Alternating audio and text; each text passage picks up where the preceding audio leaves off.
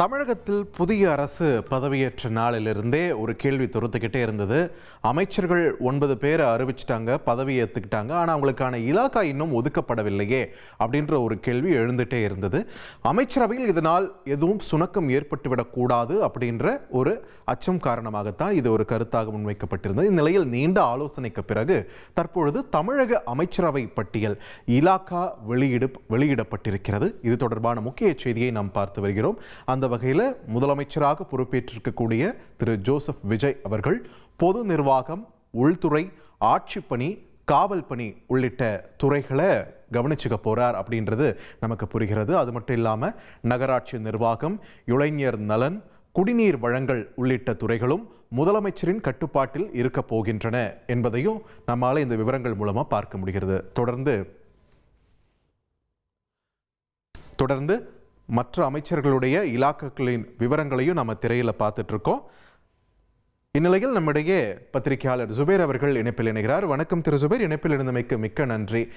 ஒரு குட்டி தாமதத்திற்கு பிறகு இலாக்காக்கள் அறிவிக்கப்பட்டிருக்கு. இந்த இலாக்காக்கள் இந்த நபர்களுக்கு சரியாக தான் பொருந்தி இருக்குன்னு நீங்க நினைக்கிறீங்களா? உங்களுடைய பார்வை என்ன? இல்ல, முதல்ல அத்தனை அமைச்சர்களுக்கும் இலாக்காக்கள் ஒதுக்கப்பட்ட அமைச்சர்களுக்கும் வாழ்த்துக்கள். புதிதாக வந்திருக்கிறாங்க பலர், புதியவர்கள், புதிய முகங்கள், அரசியலுக்கு புதியவர்கள், எல்லாமே ஏறக்குறைய அப்படிதான் வந்துக்கிறாங்க. பள்ளிக்கல்வித்துறை மற்றும் செய்தித்துறை அமைச்சராக ராஜ்மோகன் ஒரு நம்மள மாதிரி ஒரு மீடியா பர்சனாக இருந்து இன்னைக்கு தமிழ்நாட்டினுடைய ஒரு பள்ளிக்கல்வித்துறை அமைச்சராக உயர்ந்திருக்கிறார். ஒரு சாமானியனுக்கு கிடந்த ஒரு வாய்ப்பா நான் பாக்குறேன்.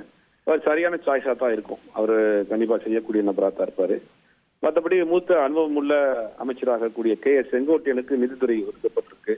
நிதித்துறைங்கிறது மிக முக்கியமான ஒரு விஷயம். அதோட சேர்த்து ஆசிரியர்களுக்கான அந்த ஓய்வூதியம் அந்த மாதிரி சம்பந்தப்பட்ட விஷயங்களும் நிதித்துறையில் வரும். அவருக்கு அது ஒதுக்கப்பட்டிருக்கு. மற்ற எல்லாருக்குமே ஓரளவுக்கு அவங்கவுங்க துறை சார்ந்த விஷயமா தான் பார்க்குறேன். இதில் பெருசா ஒன்றும் சேஞ்சஸ் இல்லை. திரு சுபேர், இப்போ தொழில்துறையை பொறுத்த வரைக்கும் ஒரு மிகப்பெரிய முன்னேற்றம் கண்டு வரும் மாநிலங்களில் ஒன்றா தமிழகம் இருக்கு. 29 வயதேயான கீர்த்தனா அவர்கள் தற்பொழுது தொழில்துறை அமைச்சராக நியமிக்கப்பட்டிருக்காரு. அவங்க முன்னாடி இருக்கக்கூடிய சவால்கள் என்னன்னு நீங்க நினைக்கிறீங்க? அவங்க அனுபவம் தான் அவங்களுக்கு முன்னாடி இருக்கக்கூடிய மிகப்பெரிய சவாலா இருக்கும்னு நினைக்கிறேன். ஏன்னா ஒரு பெரிய தொழிலதிபர்களை சந்திக்கிற பொழுது அவங்களை எப்படி ஹேண்டில் பண்ணணுங்கிறது ஒரு சிக்கல் இருக்கு இங்க. வரக்கூடியவர்கள் சாதாரண இருக்க மாட்டாங்க. அவங்களுக்கு ஒரு பெரிய இண்டஸ்ட்ரியலிஸ்டா இருப்பாங்க. அவங்களுக்கு கீழே 1000-2000 பேர் வேலை செய்யக்கூடியவங்களா இருப்பாங்க. அவங்களை அணுகக்கூடிய விதம்ங்கிறது வேற மாதிரி. இவங்க ஒரு இளைய தலைமுறையை சேர்ந்த ஒரு முதல் தலைமுறை சட்டமன்ற உறுப்பினர். அப்போ அந்த தொழிலதிபர்களை இவங்க எப்படி ஹேண்டில் பண்ண போறாங்கிறது ஒரு பெரிய சேலஞ்சிங்கான விஷயமா தான் இருக்கு. அதை பொறுத்திருந்து தான் பார்க்கணும். அது ரைட். நன்றி திரு சுபேர், இணைப்பிலிருந்து உங்களுடைய கருத்துக்களை தெரிவித்தமைக்கு.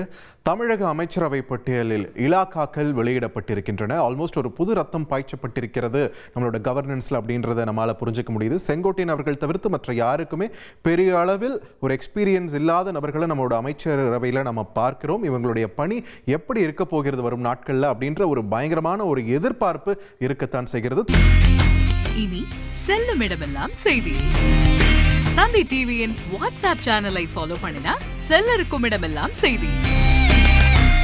இதோ QR கோட் இப்பவே ஸ்கேன் பண்ணுங்க, ஃபாலோ பண்ணுங்க.